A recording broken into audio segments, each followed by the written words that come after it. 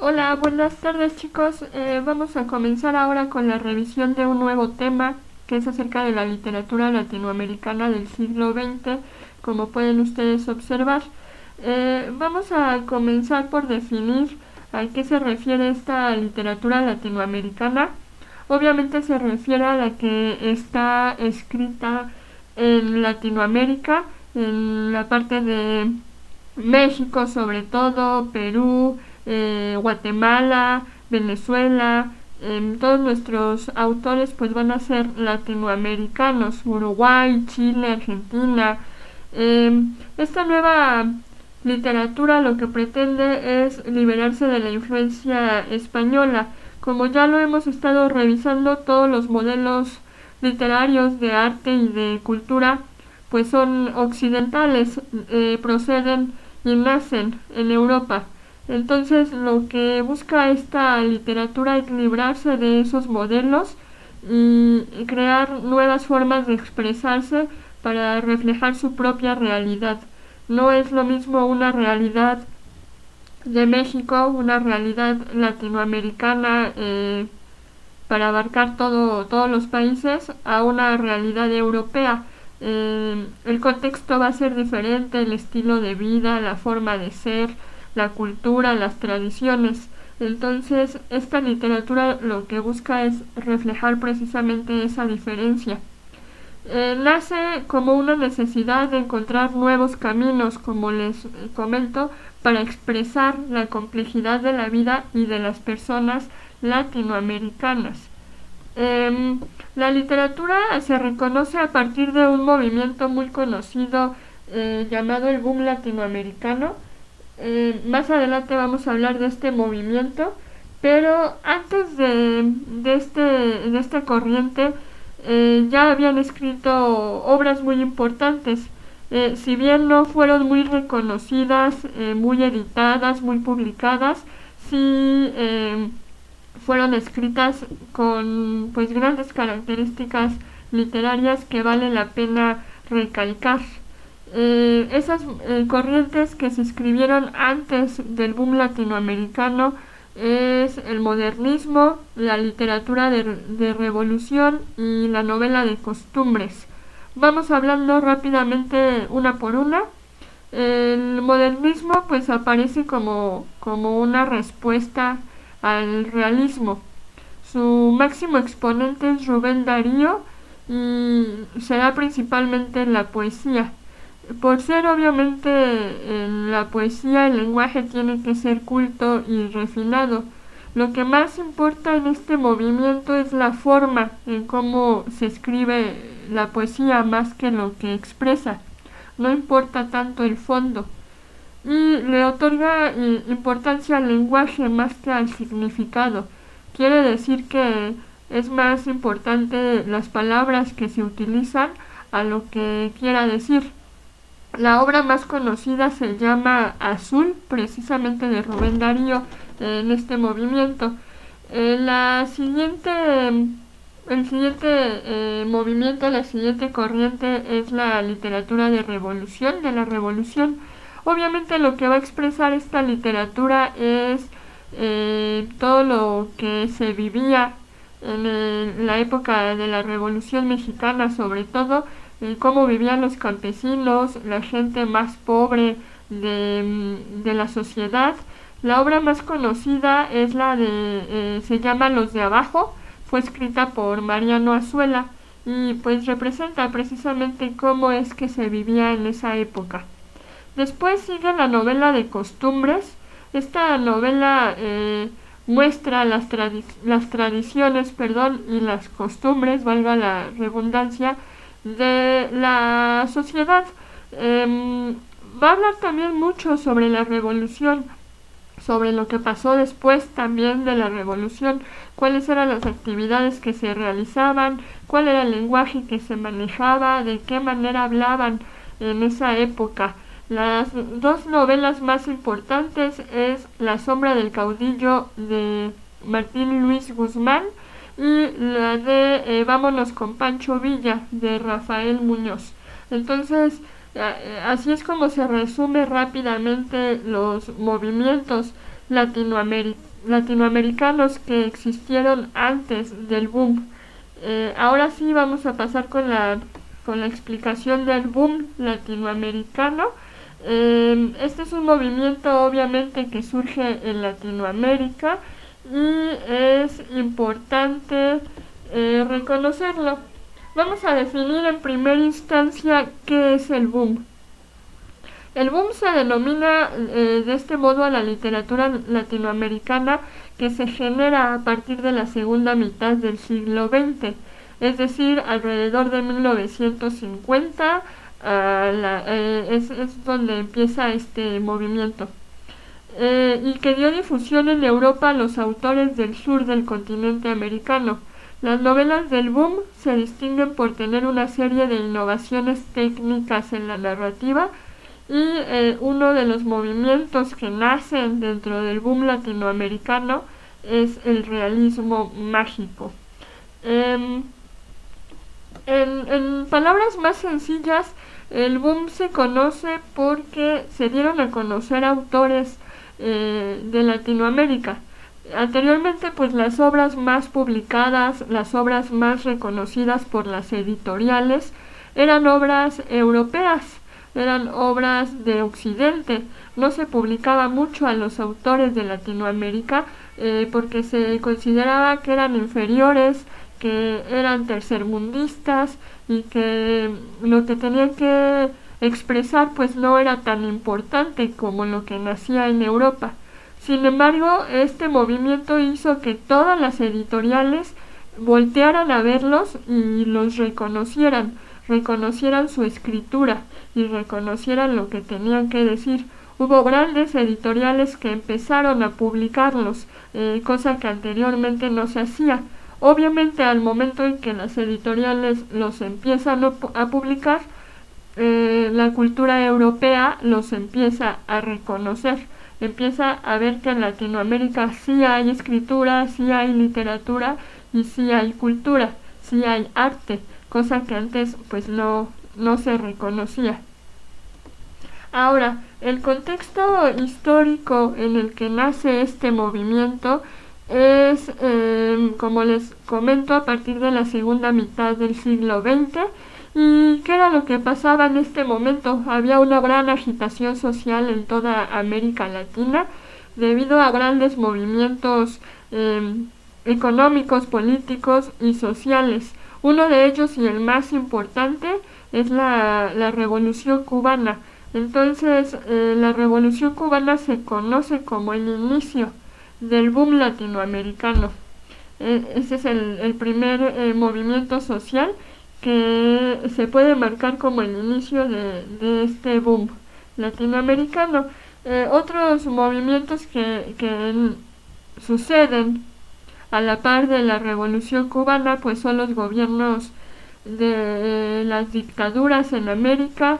Principalmente estas dictaduras eran manejadas por movimientos de izquierda y de derecha social. También se elige al primer presidente socialista, Salvador Allende. Esto sucede en Chile y pues son todos como estos movimientos que empiezan a pasar y de los que empiezan a escribir también nuestros autores latinoamericanos. Estados Unidos y Rusia entonces empiezan a dar más atención a los países latinoamericanos y ayudan a la proliferación del arte, lo que conllevó a mayor publicidad y a que publicaran las novelas de algunos autores como García Márquez, Juan Rulfo y Julio Cortázar. Enseguida también tenemos algunas de las características. Ya hablamos sobre el contexto histórico del movimiento, lo que sucedía en la sociedad cuando empezó a nacer este movimiento literario y ahora vamos a revisar cuáles eran las características, qué es lo que lo hace diferente de otros movimientos. En primera, pues los temas y los personajes corresponden a la realidad latinoamericana. Ya no vamos a leer a un personaje ajeno, a un personaje europeo, ruso. nuestro personaje también va a estar en una realidad latinoamericana. Puede ser un personaje colombiano, mexicano, uruguayo, entonces ya son personajes más cercanos a nuestra realidad. Representa problemas sociales y políticos como los que ya les mencioné. Mucha de esta literatura va a reflejar los movimientos de dictadura, va a reflejar las revoluciones que nacían en ese movimiento, que nacían en ese entonces, y describe al hombre y a la mujer como un personaje común de Latinoamérica. No va a ser un personaje que pertenezca a una clase social alta, van a ser personajes pues comunes como el resto de la sociedad. Y otra de las características es que el escritor desintegra la forma tradicional de la novela, quita la forma narrativa tradicional en el tiempo. El narrador y algunas técnicas son innovadoras para esa época. Hasta entonces estábamos acostumbrados a una novela tradicional que va del inicio al clímax y al final. Estábamos acostumbrados a un solo narrador en toda la novela, y lo que sucede en este movimiento del boom es que los autores empiezan a jugar con todas estas técnicas. Cambian el tipo de narrador, empiezan a utilizar narradores múltiples en una sola novela, y cambian con toda la narrativa tradicional de la época. Entonces vamos a revisar algunas de estas características. Vamos a empezar en primer lugar con la fragmentación de la narración. Se manejan varias técnicas, y eso hace que haya un desorden cronológico en el tiempo. Utiliza técnicas que se utilizaban hasta ese entonces en el cine, como el flashback. Esto quiere decir que va como saltando en el tiempo. La trama puede mezclarse con otra trama de otros personajes. Puede ser una trama que empieza a la mitad del relato, o puede empezar la trama con el final y ir como en un regreso en el tiempo. Maneja la técnica del flashback. Nuestro personaje principal va a ser como pequeños recuerdos, y eso va a hacer que el tiempo pues vaya o salte hacia atrás en la lectura. Otra técnica que se maneja es el narrador múltiple, como ya les mencionaba. Hay una mezcla de narrador, principalmente el omnisciente, el protagonista y el testigo. Se mezclan todos estos narradores. Vamos a ver cómo, por ejemplo, en una novela o en un cuento, la historia nos la está contando un narrador omnisciente, y de repente le presta la voz a un narrador protagonista o a un narrador testigo, y entonces vamos a ir viendo cómo se mueve nuestro narrador también, de primera a tercera persona, a segunda persona, y así es como va a ir saltando este narrador múltiple. También existe una novela de ficción total, pero esta ficción se ve integrada con la realidad. Se mezcla a partir de la realidad, uso de la ficción dando paso al realismo mágico, y el realismo mágico pues es muy conocido dentro de este movimiento del boom latinoamericano. ¿A qué se refiere el realismo mágico? Hablamos de realismo mágico cuando en un cuento, por ejemplo, se mezcla la realidad con la ficción, pero los personajes pareciera que no se sorprenden con ello.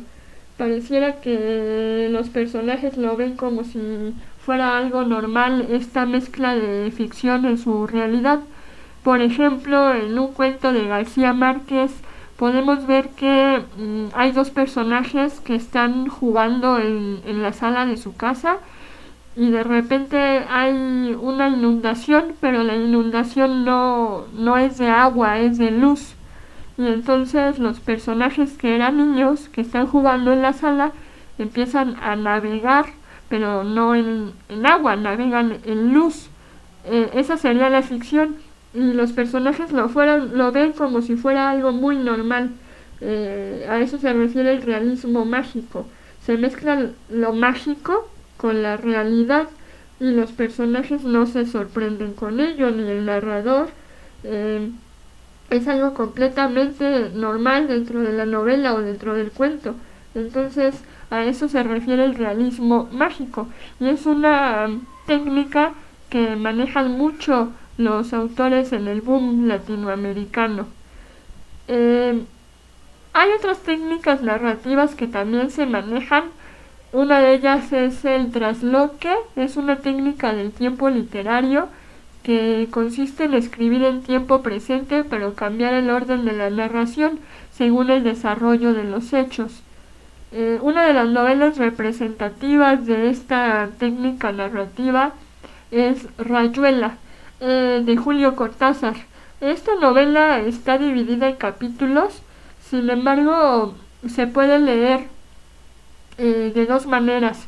Puedes leerla de una forma lineal partiendo del capítulo 1 al 2 al 3 y así sucesivamente, o puedes leerla saltando los capítulos.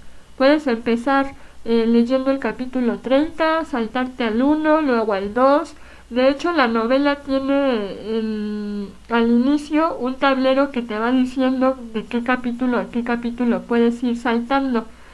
Y obviamente la novela tiene dos interpretaciones, dos historias que contar. Una historia es la que tú lees de forma lineal y otra historia es la que tú vas leyendo saltándote los capítulos. Obviamente son dos historias, y es una novela muy importante, muy reconocida por esta técnica que utiliza, que anteriormente no se había utilizado. Entonces, a eso se refiere la técnica de trasloque. Pasamos a otra técnica que es la de acerca del tiempo. Se maneja un tiempo cíclico y también hay una introspectiva o retrospectiva.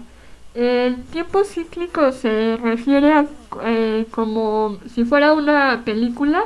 eh, Repito nuevamente, estos autores toman muchas técnicas narrativas del cine. No sé si han visto ustedes alguna película que termine con la misma escena con la que inicia. Eso sucede mucho en estas obras latinoamericanas. A eso se refiere el tiempo cíclico. Es como si fuera un círculo, como si se repitiera la misma acción al inicio y al final de la historia. ¿A qué se refiere la introspectiva o flash forward? Esto quiere decir que el autor empieza a narrar lo que nuestro personaje piensa. A eso se refiere introspectiva, dentro del personaje, y va a empezar a narrar eso. O retrospectiva, flashback, como les mencionaba, se atrasa en el tiempo. Es como si estuviera contando lo que el personaje recuerda, entonces se va hacia atrás en el tiempo. A eso se refiere esto de introspectiva, retrospectiva y el tiempo cíclico. Vamos con lo que se refiere al clímax.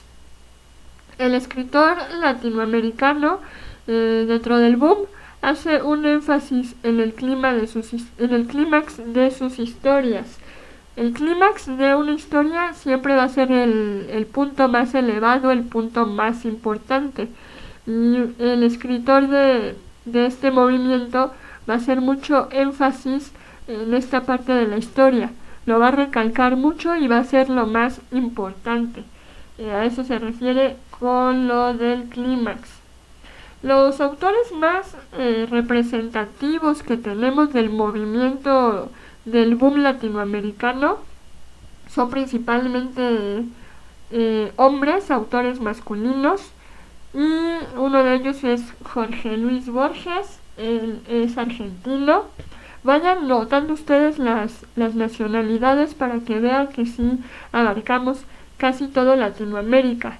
Empezamos con Argentina y Borges, seguimos con Gabriel García Márquez, uno de los más conocidos, reconocido por ganar el Premio Nobel de Literatura, y él es de Colombia, colombiano.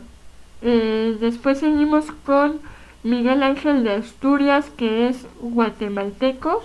No es muy conocido, pero su obra sí es muy importante. Posteriormente tenemos a Alejo Carpentier, él es cubano. Tiene una obra muy importante, muy interesante por el manejo del tiempo, que se llama Viaje a la Semilla. Se trata sobre un anciano y va narrando toda su vida, pero hacia atrás. Empieza a narrarla desde que ya está en el él ya está muerto, ya está en su caja de muerto, y va narrando la historia hacia atrás, hasta que llega al vientre de su madre nuevamente. Entonces ahí es donde vemos este manejo del tiempo en retrospectiva hacia atrás. Va contando la historia, pero desde la muerte hasta el inicio de su vida. Por eso la obra se llama Viaje a la Semilla, porque vuelve a regresar al inicio. Es un autor poco leído, pero sí su obra es muy importante, muy reconocida. Tenemos a Julio Cortázar, que es argentino. Ya mencionamos su obra más representativa, que es Rayuela. Escribe muchísimos cuentos también.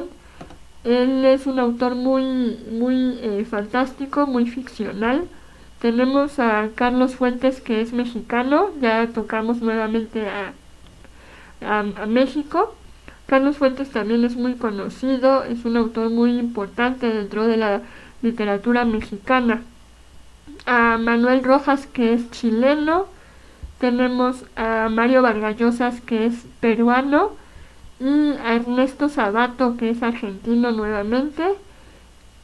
Son como los autores más importantes. Tenemos a Juan Carlos Onetti, que es uruguayo. Y por último les voy a dejar un video para que ustedes lo puedan ver acerca del boom latinoamericano, puedan despejar alguna duda que todavía hayan tenido. Y pues bueno, por el momento yo me despido. Vean ustedes el video para que les quede más claro el tema.